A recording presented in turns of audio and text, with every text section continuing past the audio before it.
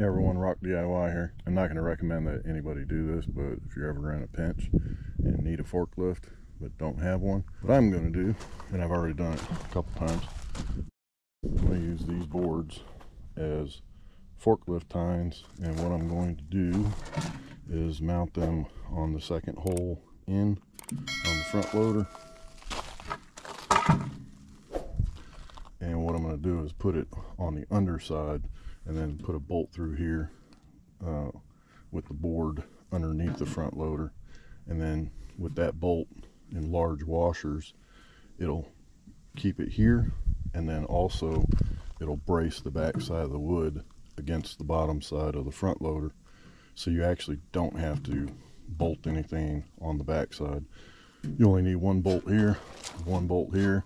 If you make it tight enough, the tines won't really move left or right, but if they do move left or right, that's okay, because once you put a load on these boards, they're really not going to go anywhere. So I'm going to measure and put these boards on here.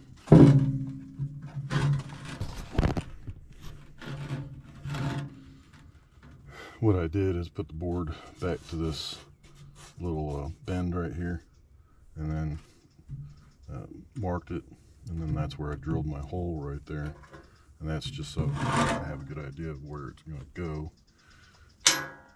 And then I'm going to take this bolt with some washers on the top of it.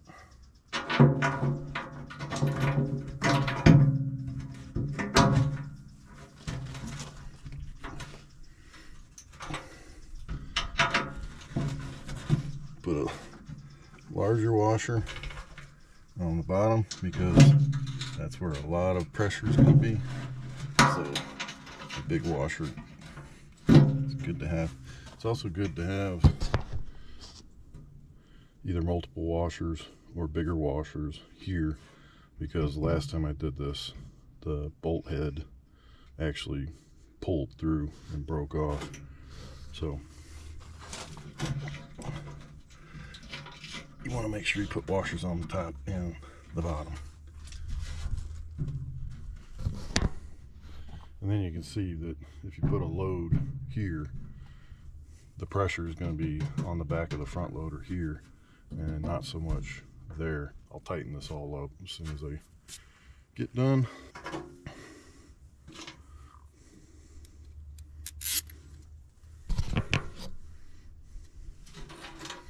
So again, I'm putting some washers on the top, down the hole right here. I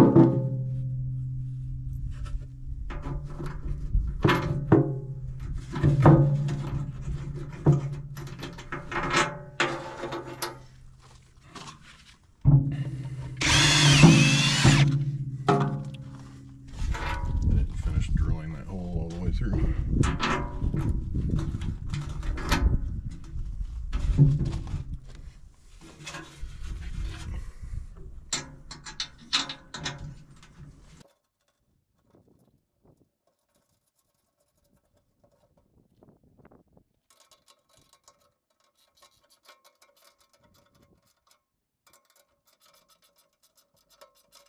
So like I said in the beginning, I don't have a forklift, nor do I have the attachment that has the forklift tines, but this does come in pretty handy. I've done it a couple times, and I'm doing it today because I've got a building and a crate. The crate is 10 feet long.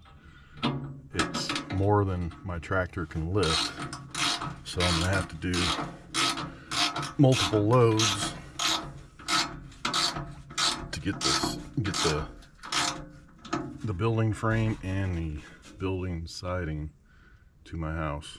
So this is going to be my makeshift forklift, and I definitely can't overload it because the limit on the front loader is 650, but I have gone over that slightly. But yeah, once you get over 650, don't expect to be able to lift the front loader or lift a load. If you just happen to have the front loader up.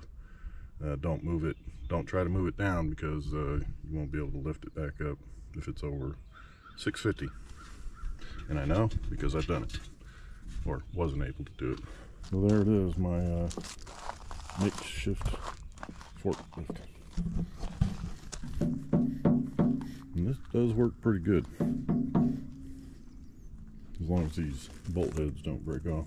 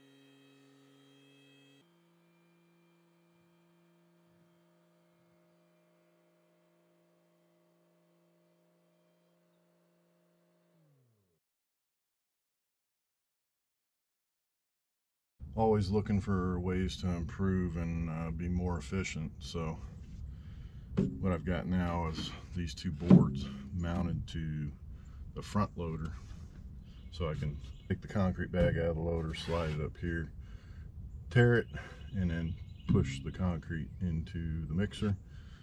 Once that's done, I can just move these boards over to the side.